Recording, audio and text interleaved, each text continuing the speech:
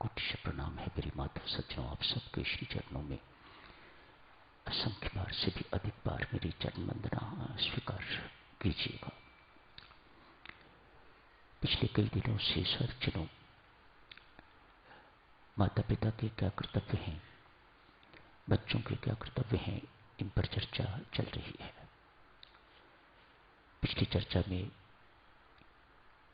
आपने देखा था, थोड़ा सा याद दिला दूं आपको, एक गांव की बात हुई थी जिसमें सभी के सभी राम भक्त बसते हैं, एक बालक को छोड़ के।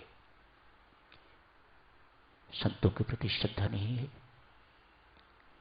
परमात्मा के प्रति विश्वास नहीं है।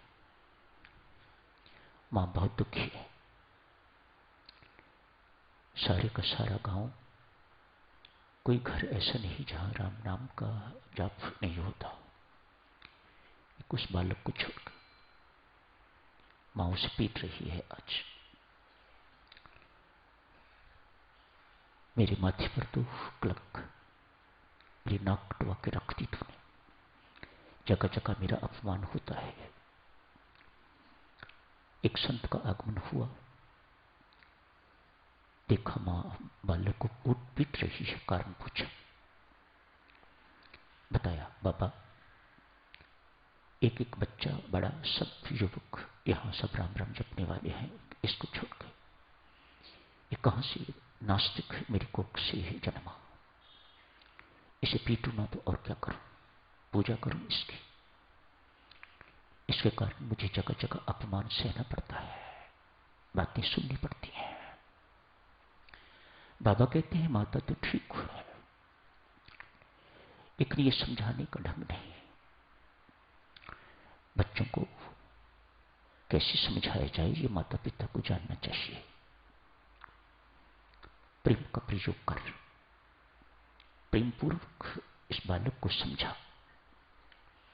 प्रेम में बहुत बल है, बड़ी ताकत है। ऐसा नहीं कि अच्छे माता पिता को हमेशा प्रेम अर्थात लाड प्यार ही करना चाहिए। यहां यह जरूरत पड़े कि उसे डांटने की आवश्यकता है, समझाने की आवश्यकता है, वहां डांटना भी चाहिए। Be practical, be practical parents. बाबा कह रहे हैं माता इसे प्रेम पूर्वक समझा।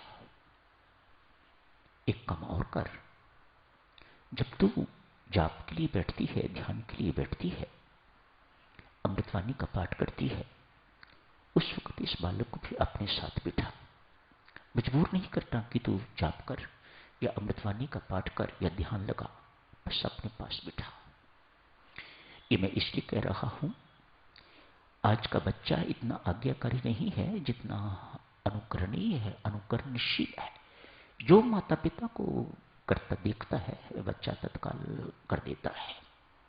आप कभी देखो, मंदिर में लेके जाओ बच्चे को, आप उसे जबरदस्ती को मत्था टेके तो नहीं टेकता, लेकिन 2 बार आपने मत्था टेक दिया तो आपको देखते ही वह भी अपना मत्था परमात्मा के आगे टेक देता है। मानो आज का बालक इतना आज्ञाकारी नहीं है जितने पहले वक्तों में हुआ करते थे। अनुकरणशील है। अच्छा या बुरा जो कुछ भी दिखता है, ये आपकी जिम्मेदारी है। आप उसे अच्छा कुछ दिखा रहे हो या कुछ बुरा दिखा रहे हो। अच्छा दिखाते हो तो अच्छा प्रभाव उस बालक पर पड़ता है, यदि बुरा दिखाते हो तो बुरा प्रभाव भी उसी ढंग से उस बालक पर पड़ता है। परमेश्वर की कृपा हुई इस बालक पर। दोनों चीजों का प्रयोग किया माता ने, प्रेम का प्रयोग भी किया और दूसरा जो ये कहा इसका भी प्रयोग किया। कालांतर में देवी सज्जनों, यही बालक उपनिषदों का मशहूर संत उद्दालक बना है, ऋषि उद्दालक। कितना बल है इस चीज में। जिन साधकों ने उपनिषद पढ़े हैं उनको महर्षि उद्दालक का नाम कई सारे उपनिषदों में पढ़ने को सुनने को मिलेगा। वही हैं जो अन्य संतों महात्माओं के साथ, अन्य ऋषियों के साथ राजा अश्वपति के पास उपदेश के लिए गए थे। मानो ऋषि उद्दालक आप देखते हैं, वो तो बचपन की बात हुई, अब देखते हैं ऋषि उद्दालक अपने जीवन से हमें क्या सिखाते हैं। सर्वप्रथम, ज्ञान किसी से भी हो, कोई ऐसा नहीं कि जरूरी है कि हम ब्राह्मण हैं तो क्षत्रिय से ज्ञान क्यों लें, शूद्र से ज्ञान क्यों लें। जहां से भी कुछ मिलता है, जहां से भी कुछ सीखने को मिलता है, महर्षि उद्दालक सिखा रहे हैं, हमें बता रहे हैं। हम सबको, बच्चों से लेकर बड़ों तक हमें बता रहे हैं। मत सोचो सिखाने वाला कौन है, यदि वहां से कुछ सीखने को मिलता है तो जाओ, उसकी चरण शर्त में जाओ, उसको मत्था टेको, विनम्रता पूर्वक उसकी सेवा करो, ताकि वह आपको कुछ दे सके जो उसके पास है। भक्तजनों, माता पिता को जहां हनुमान चालीसा पढ़ना सिखाते हो, कंठस्थ करवा देते हो आप। बच्चे छोटी आयु में, मैं जानता हूं ऐसे बच्चों को, बहुत छोटी आयु में नहाते नहाते, जिस वक्त जितनी देर में बच्चा स्नान करता था उतनी देर में हनुमान चालीसा पढ़ लेता था। बदकिस्मती की बात है ना, ये सब कुछ तो हुआ, लेकिन माता पिता ने उन बच्चों को झुकना नहीं सिखाया। मानो उनका अभिमान उस वक्त भी उतना ही जितना इस वक्त है, कहीं किसी प्रकार की कमी नहीं आई। फिर मेरी माताओं सज्जनों, वह अभिमान किसी बच्चे में होगा या युवक में होगा या किसी वृद्ध में होगा, किसी पापी में होगा या किसी संत में होगा, परमात्मा इस दोष को देख नहीं सकता। वह आपको कहीं ना कहीं डंडा मार मार के, सिर पर थप्पड़ मार मार के तो समझाएगा ये ठीक नहीं है, आपके काम बनने नहीं देगा परमात्मा। मानो झुकना सीख, झुकना सिखाओ बच्चों को, स्वयं झुकना सीखो तो बच्चों को भी झुकाना सिखाओ, तो सफलता ही सफलता मिलेगी जो परमेश्वर के अधीन है। वरना तो काम रुके रहेंगे, मैं देख लूंगा तेरे अभिमान को। परमात्मा के अपने ढंग हैं देवियों सज्जनों हमें सिखाने के, पढ़ाने के। जहां वह प्यार करता है, बहुत प्यार करता है, बहुत प्यार करता है, वहां इस दोष के लिए थप्पड़ के भी मारता रहता है या मरवाता रहता है। हम सब इस बात को बहुत अच्छी तरह से जानते हैं। कोई ना कोई ऑब्स्टिकल प्रस्तुत करके उसे कुछ नहीं लेना देना, मात्र यही सिखाना है, पुत्र झुकना सीख, झुकना सीख, झुकना सीख। तेरे रास्ते में विघ्न बाधाएं इसीलिए प्रस्तुत हो रही हैं ताकि तू झुकना सीख जाए, तू नम्र होना सीख जाए। क्यों? बिना नम्रता देवियों सज्जनों हम ग्रहणशील ही नहीं बन सकते। बिना झुके आप किसी से कुछ नहीं पा सकोगे, कभी नहीं। चाहे गुरु है, चाहे वह परमात्मा है, ये इनके नियम है। बिना झुके कुछ नहीं मिलेगा। ऋषि उद्दालक इस वक्त महर्षि हैं। आइए साधक इनके जीवन से देखते हैं क्या सीखने को मिलता है। बहुत बड़ा आश्रम है, अनेक सारे शिष्य। एक शिष्य को आज एक किशमिश का दाना दिया है, कहा वत्स मेरे मित्र हैं उषस ऋषि, उनके पास जाओ, जाके उनको ये किशमिश का दाना देना, कहना अपने सभी आश्रमवासियों को बांट के जो बाकी बच्चे स्वयं भोग लगा लेना, मेरी तुच्छ भेंट स्वीकार करो। गुरु महाराज की आज्ञा है, सो किंतु परंतु का कोई अर्थ ही नहीं है। एक किशमिश का दाना, न जाने कितने आश्रमवासी होंगे वहां पर, एक महर्षि दूसरे महर्षि को पहुंचा रहे हैं एक किशमिश का दाना। इस शिष्य ने किंतु परंतु कुछ नहीं किया, जो आज्ञा गुरु महाराज, एक किशमिश का दाना लेके महर्षि उषस के पास पहुंच गया है। जाके कहा महर्षि उद्दालक जी ने ये आपके लिए भेंट और ये संदेश दिया है। शिष्य वहां बैठे हुए थे, उषस के शिष्य आग बबूला हो गए, हमारे गुरु महाराज का अपमान कर दिया, एक किशमिश का दाना कैसे सबको बांटा जाएगा, और ये भी कहा है सबको खिला के तो स्वयं भोग लगाना, कैसे हो सकता है ये। महर्षि उस किशमिश के दाने को लेकर तो अपने माथे पर लगाते हैं। महर्षि के घर से आया है, कहा वत्स, अपने शिष्यों को जो लेके आया है उसे बिठा लिया।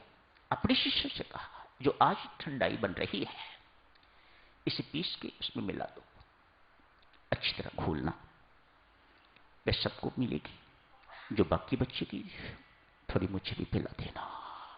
एक किशमिश का दाना सबको बट गया। ये उपदेश सिर्फ बच्चों के लिए ही नहीं है, ये हम युवकों के लिए, बुजुर्गों के लिए, सबके लिए है। भक्त हैं उनके लिए भी, अभक्त हैं उनके लिए भी, सबके लिए। एक किशमिश का दाना सारे आश्रमवासियों को बट गया और महर्षि ने स्वयं भी उसका प्रसाद पा लिया। महर्षि उशस्त कहते हैं, बेटा जो लेके आया था संदेश, खाली हाथ नहीं जाना। हवन सामग्री पड़ी हुई थी, उसमें से एक तिल का दाना उठाया। देखो संतों महात्माओं की शिक्षाएं कैसे अपनी जिंदगी के अनुभव हम तक पहुंचाए। एक देवी तिल का दाना हवन सामग्री से उठाया, कहा जाके महर्षि उद्दालक को कहना ये इसकी सुगंध सारे आश्रमवासियों को ही नहीं सारे संसार तक पहुंचे। कोई प्राणी, कोई देवी देवता इस ब्रह्मांड में इसकी सुगंध से वंचित न रहे, इसके स्वाद से वंचित न रहे। एक तिल का दाना लेके महर्षि उद्दालक के पास पहुंचे, भेंट दी। महर्षि उशस्त ने आपके लिए भेंट बेची है, माथे पर। उधर उन्होंने माथे पर लगाई थी, इधर इन्होंने तिल का दाना माथे पर लगाया। हवन का समय था, चले गए सबको लेके हवन कुंड के पास। क्या कहा है वहां पर जाके? कहा सभी देवी देवताओं का मुख है अग्निदेव, जो इनके मुख में चला जाएगा अर्थात सभी के मुख में चला जाएगा। अतएव उस तिल के दाने को अग्नि में इस प्रकार से सारी की सारी हवन सामग्री की महक, उस तिल में भी जो महक होगी वह भी सारे आश्रम में फैल गई। जहां जहां कहीं वह महक जा सकती थी, जहां जहां सुगंध जा सकती थी, वहां वहां पहुंच गई। संत महात्मा दोनों के दोनों अपने शिष्यों को समझाते हैं, बेटा जिंदगी में जो कुछ भी मिले या जो कुछ पास हो, जो कुछ मिले या जो कुछ पास हो,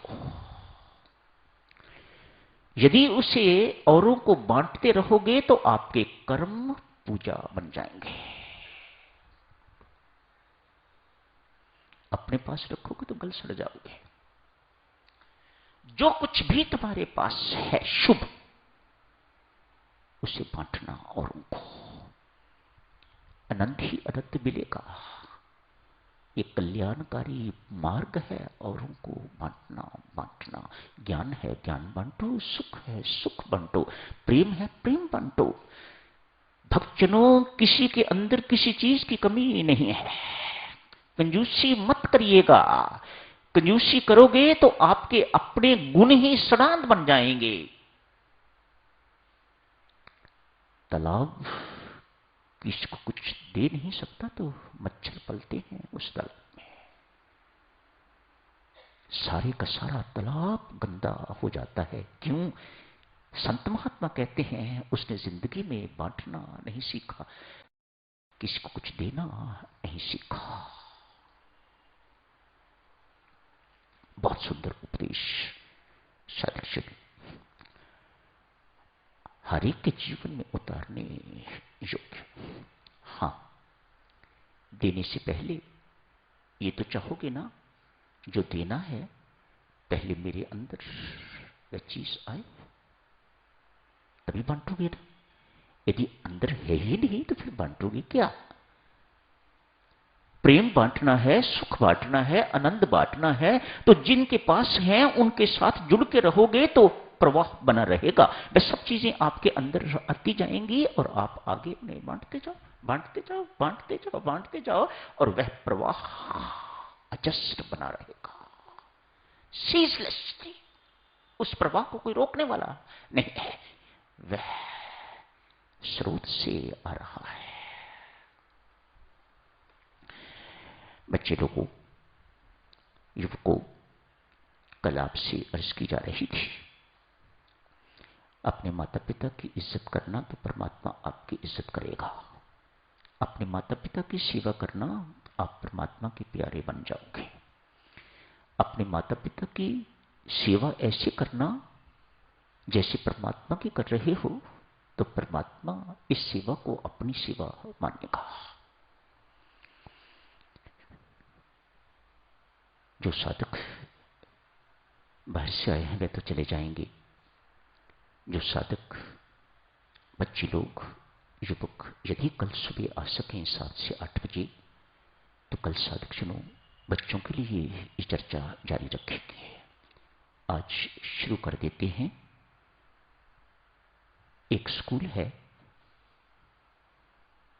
वहां क्या नियम है? कई सारे नियम।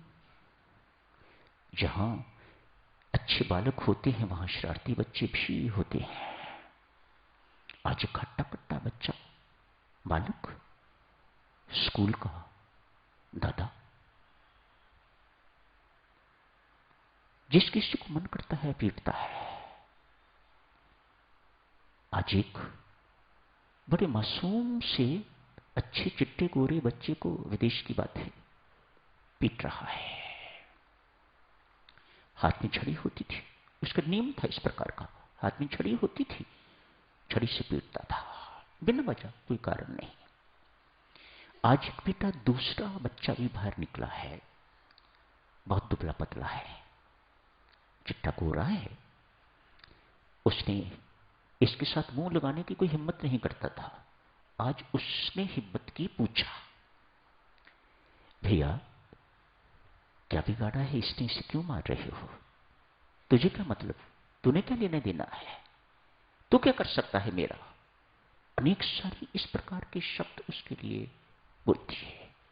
हाथ जोड़ के वो बच्चा कहता है, जो नया आया है, कहा, बंधु मैं जानता हूं मैं इस बच्चे को बचा नहीं सकता तेरे से, तो बहुत हट्टा कट्टा है, तो हम दोनों की पिटाई कर सकता है, तेरे अंदर इतना बल है, मैं इसे बचा नहीं सकता, तुम्हें रोक नहीं सकता।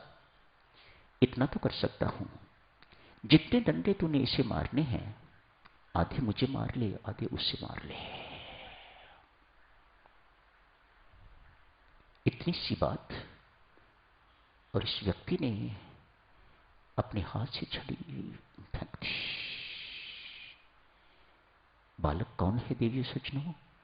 कालांतर में संसार का बहुत प्रसिद्ध पोइट लॉर्ड बायरन। छोटे बच्चे कैसे, जिन्होंने बड़ा बनना होता है। बड़े बनना चाहते हो बच्चों जिंदगी में, तो अभी से अच्छे बनना, श्रेष्ठ बनना सीखो, अभी से गुणवान बनना सीखो। ये गुणवान बनना कहां से पता चलेगा, कहां से ये शिक्षा मिलेगी? सत्संग के साथ बालक को जुड़े रहना। बहुत खुशकिस्मत हैं वे बच्चे जो सत्संग से जुड़े हुए हैं, जिनको ये अच्छी अच्छी बातें सुनने को मिलती हैं, पढ़ने को मिलती हैं, प्रेरणा मिलती है। और कालांतर में ऐसे व्यक्ति, सफल बच्चे सफल हो जाते हैं और कुछ बन जाते हैं, महान बन जाते हैं। कल जारी रखेंगे इस चर्चा को आगे। आज यहीं समाप्त करने की इजाजत दीजिएगा। धन्यवाद।